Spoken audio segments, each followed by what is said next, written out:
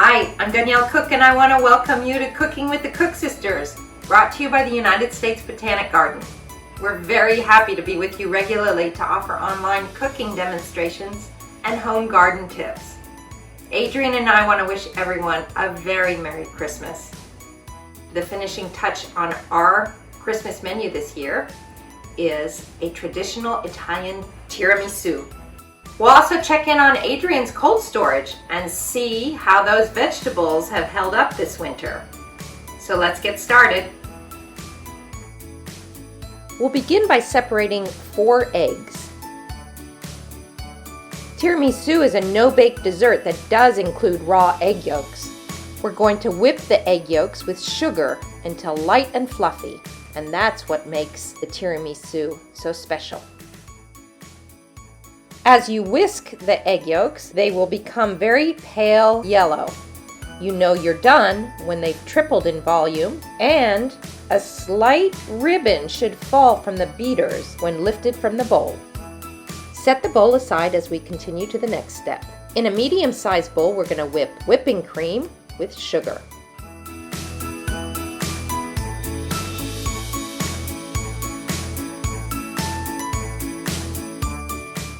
Keep whipping until the cream forms soft to medium peaks. Add the mascarpone and continue to whip. Mascarpone is a soft Italian cheese, much like cream cheese. Once the mascarpone is fully incorporated, we're going to mix back in our fluffy egg yolks.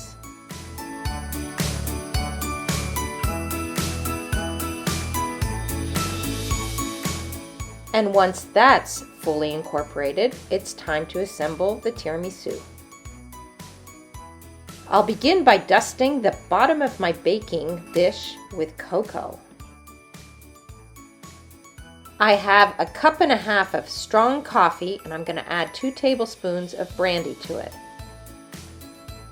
I'm dipping ladyfingers in coffee to make the base of the tiramisu.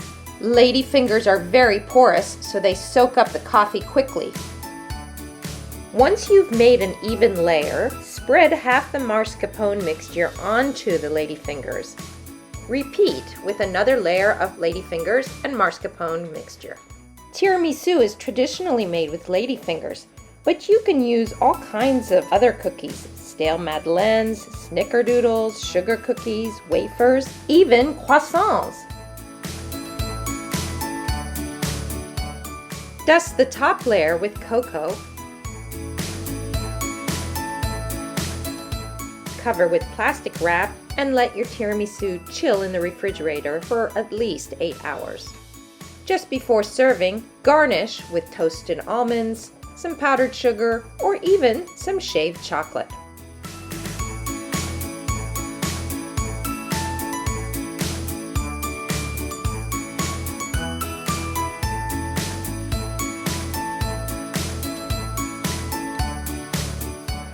And now, let's check in on Adrienne's cold storage and see how that's going.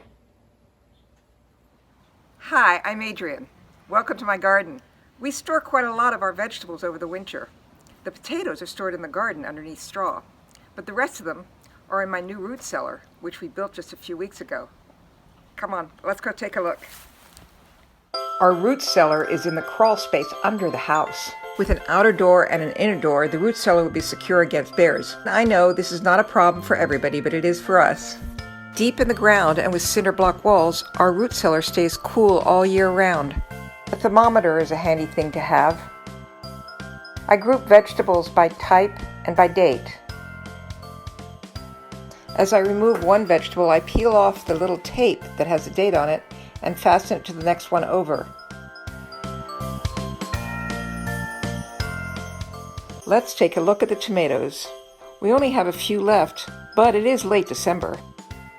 Ah, there's a couple of rotting ones. But most of them are looking pretty darn good. Next we have fruit, Asian pears and apples, acorn squash. Wait, what's this? A mouse has been in my apples. The fruit is going to go into a safe place. I'm making it mouse-proof and adding a little extra insurance. I feel fortunate that I have this space for my vegetables, but you don't need anything this elaborate. Any space that doesn't freeze and stays below 60 degrees and a couple of boxes, you got yourself a root cellar. Thanks again for joining us this week. We'll see you on New Year's Eve for a brunch.